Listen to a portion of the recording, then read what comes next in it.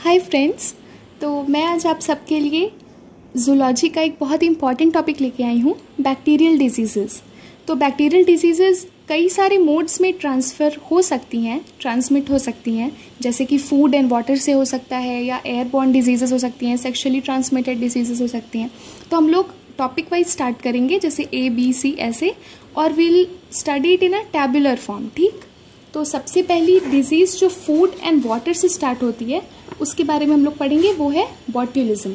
ठीक है, बॉट्यूलिज्म सबसे पहले उसका कॉजेटिव ऑर्गेनिज्म आपको लिखना होगा, जो कि है क्लॉस्ट्रिडियम बॉट्यूलिनम।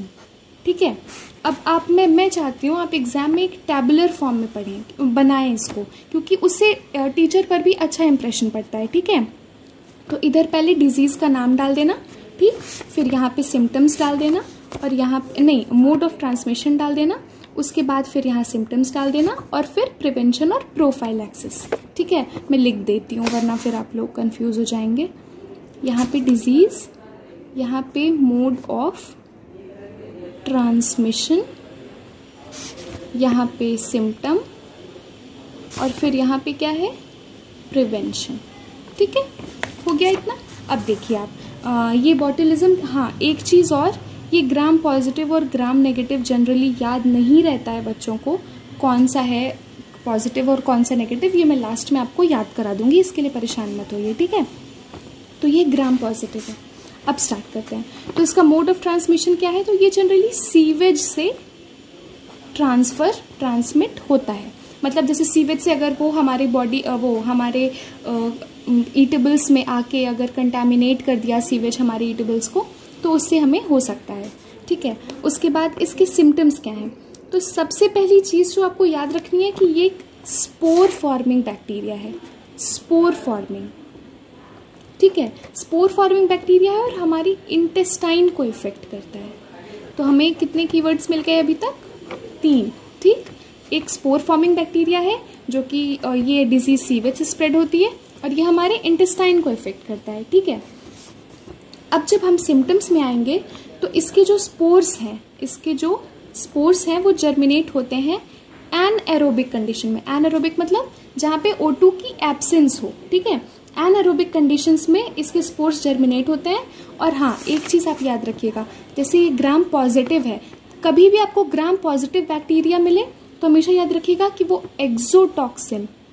एक्सोटॉक्सिन सिक्रीट करेगा, और कभी भी ग्राम नेगेटिव मिले तो इसका उल्टा क्या होगा, एंडोटॉक्सिन। तो यहाँ पे क्योंकि ये ग्राम पॉजिटिव है इसलिए ये एक एक्सोटॉक्सिन सिक्रीट करेगा। ठीक है, और इफेक्ट किसको करेगा,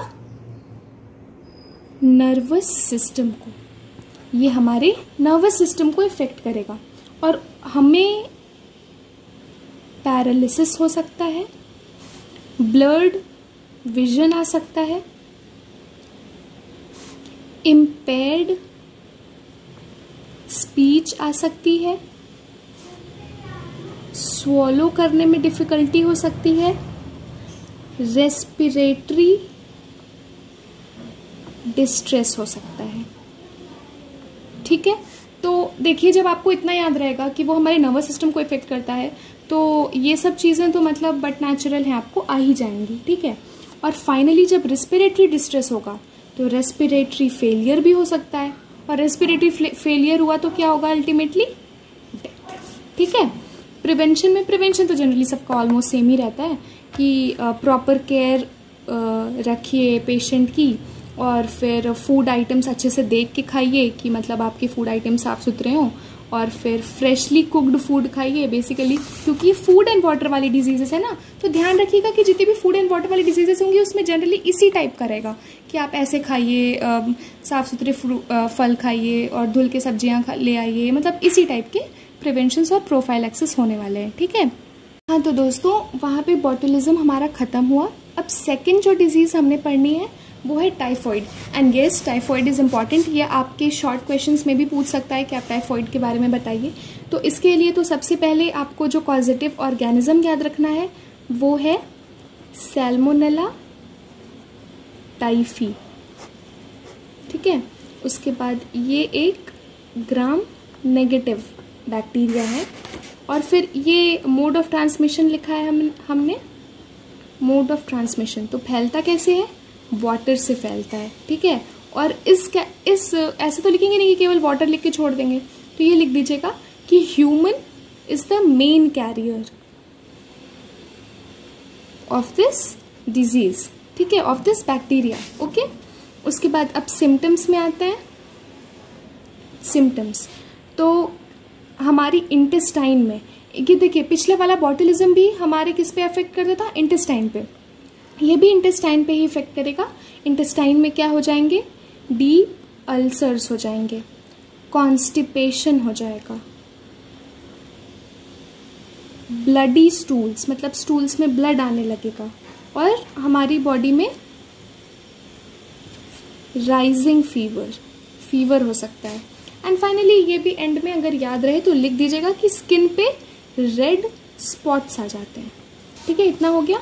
उसके बाद फिर प्रिवेंशन एंड प्रोफाइलैक्सिस, मैंने क्या बोला था, वही हाइजेनिक रहिए, अच्छा सा खाना खाइए धुल भुल के, ये सब तो बहुत कॉमन चीज़ें हैं। अब फाइनली इसमें एक चीज़ याद रखिएगा, विडाल टेस्ट, ठीक है, ये टेस्ट कराया जाता है टाइफॉइड को टेस्ट करने के लिए कि है पॉजिटिव है नेगेटिव है, तो ये आप ज़रूर से लिख के आइएगा। बाकी consult the doctor, physician and all those things, तो ये तो कॉमन ही है, ठीक है। अब फिर तीसरी डिजीज़ जो हम लोग पढ़ने जा रहे हैं ये है कॉलेरा। तो ये काफ़ी कॉमन डिजीज़ है, मतलब ये तो सबको ही पता होती है, विब्रियो कॉलेरा, ठीक है।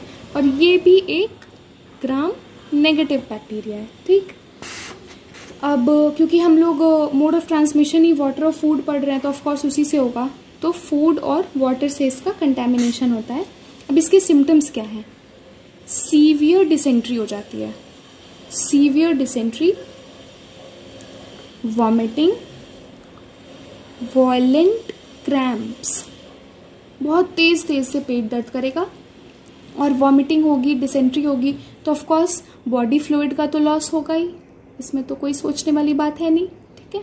बॉडी फ्लूइड का लॉस होगा, बॉडी फ्लूइड का लॉस हो गया तो अब आप खुद सोचिए कि जब बॉडी फ्लूइड का लॉस होगा तो क्या क्या होगा, रिंकल्स पड़ेंगे स्किन पे, स्किन ड्राई हो जाएगी, और फिर आंखें मतलब एकदम धंसने लगेंगी। तो इसको कैसे लिखेंगे, eyes becomes shrouded in grey and sink into orbits, eyes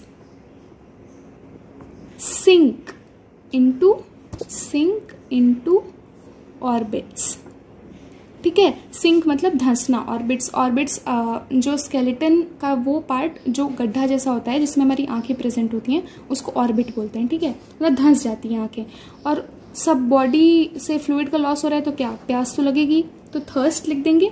अब बॉडी में फ्लूइड का लॉस हो रहा है तो ब्लड हमारा थिक हो जाएगा, तो थिकेंड ब्लड बिकम्स थिक, ठीक है। उसके बाद फिर फाइनली इतना सब होता है और बेचारे की यूरिनेशन भी रुक जाती है, यूरिनेशन भी स्टॉप हो जाती है। इतना सब कुछ हो गया, अब क्या होगा उसके अंदर, एक्यूमुलेशन हो जाएगा ना, एक्यूमुलेशन ऑफ वेस्ट, यूरिनेशन हो नहीं रहा है, अंदर के सारे वेस्ट मटेरियल्स बाहर नहीं निकल रहे हैं।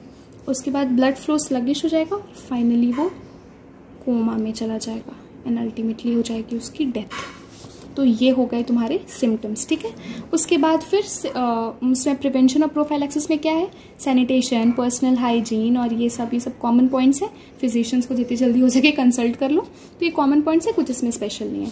तो अभी तक हम लोगों ने क्या क्या पढ़ा, हम लोगों ने 3 डिजीजेस पढ़ ली हैं, छोटी छोटी ही थी बट इंपॉर्टेंट है, जल्दी से देख लेते हैं। बॉट्यूलिज्म जो कि क्लॉस्ट्रिडियम बॉट्यूलिनम से फैलता है, यही एक हमने पढ़ा है जो कि ग्राम पॉजिटिव है, बाकी दोनों ही ग्राम नेगेटिव हैं, ठीक है। एक चीज़ और अगर आप ध्यान रख सके तो बहुत अच्छा होगा कि ग्राम पॉजिटिव वाले एक्सोटॉक्सिन सिक्रीट करते हैं, ग्राम नेगेटिव वाले एंडोटॉक्सिन सिक्रीट करते हैं। Mode of transmission food and water से पढ़ रहे हैं तो ऑफकोर्स अब फूड एंड वाटर से ही हो रहा होगा। और उसमें क्या है, सीवेज, हाँ बॉटुलिज्म को देख लेते हैं, तो उसका सीवेज अगर हमारे फूड एंड वाटर को कंटेमिनेट कर जाता है तो उससे फैलता है। स्पोर फॉर्मेशन बॉटुलिज्म में ध्यान रखना है, और वो स्पोर फॉर्मेशन कहाँ पे होता है, तो हमारे इंटेस्टाइन को इफेक्ट करता है। एनाएरोबिक कंडीशंस में स्पोर्स बनते हैं, ठीक है, और नर्वस सिस्टम को इफेक्ट करता है। तो आपको ये नर्वस सिस्टम वाला पॉइंट तो 100% याद रखना है। फिर नर्वस सिस्टम याद रहेगा तो फिर सब याद आ जाएगा कि पैरालिसिस है, ब्लड विजन है, इम्पेयर्ड स्पीच है, सब कुछ, ठीक है। और फिर प्रिवेंशन तो वही कॉमन वाला है। फिर आता है हमारा टाइफॉइड। तो सैल्मोनेला टाइफी सबको पता है, ग्राम नेगेटिव कॉलेरा टाइफॉइड दोनों में रखना है, ये याद रखना। और मोड ऑफ ट्रांसमिशन तो कॉमन ही है, वही चीज़ है। हाँ, इसमें वाटर लिखना, फूड छोड़ देना, मतलब फूड मत लिखना, ठीक है। और ह्यूमन इसका मेन कैरियर है टाइफॉइड में। अब टाइफॉइड में सिम्टम्स अगर तुम लिखोगे तो अल्सर आ रहा है, देखो इंटेस्टाइन पे इफेक्ट कर रहा है ना टाइफॉइड भी, तो कॉन्स्टिपेशन होगा, ब्लडी स्टूल्स होंगे, रेड स्पॉट स्किन पे बनने लगेंगे, और फीवर तो सबको पता है। विडाल टेस्ट, ये एक इसका इंपॉर्टेंट पॉइंट है जो कि सब लोग याद रखेंगे, ठीक है। फिर विब्रियो कॉलेरा से क्या फैलता है, कॉलेरा, ये भी ग्राम नेगेटिव है, फूड एंड वाटर वो तो कॉमन ही था। फिर सीवियर डिसेंट्री, कॉलेरा में सबको पता है यार, ये तो कॉमन है, डिसेंट्री हो जाएगी, वॉमिटिंग होगा, फिर वॉयलेंट क्रैम्प्स और ये सब। फिर ज़्यादा मतलब बॉडी से फ्लूइड का लॉस होगा तो आँख धंसने वसने लगेंगी, तो ये तो कॉमन है। ये याद रखना कि थर्स्ट होगी, पानी पिएगा सब बाहर हो जाएगा, तो ब्लड थिकनिंग हो जाएगी। ब्लड जब थिक होने लगेगा, यूरिनेशन स्टॉप हो जाएगा, तो एक्यूमुलेशन ऑफ वेस्ट हो जाएगा ब्लड में, फिर फाइनली कोमा और डेथ। तो यही है, और इसके वो कॉमन है, इसके प्रिवेंशन और प्रोफाइलैक्सिस के पॉइंट्स कॉमन है। तो आज बैक्टीरियल डिजीजेस यही 3 मैं पढ़ाऊंगी, क्योंकि बहुत लॉन्ग में आता है, और ये क्वेश्चन बैक्टीरियल डिजीजेस का पूछेगा। एयर एंड वाटर से बताइए, आप सेक्सुअली ट्रांसमिटेड बताइए, फिर आप एयरबॉर्न बताइए, तो सबके बारे में 3 डिजीजेस हम पढ़ेंगे, ताकि प्रॉपर आपका लॉन्ग आंसर प्रिपेयर हो जाए, ठीक है। तो अगर आपको वीडियो पसंद आई हो तो प्लीज़ लाइक, शेयर और सब्सक्राइब करना मत भूलिएगा। And thank you for watching this video. Bye bye.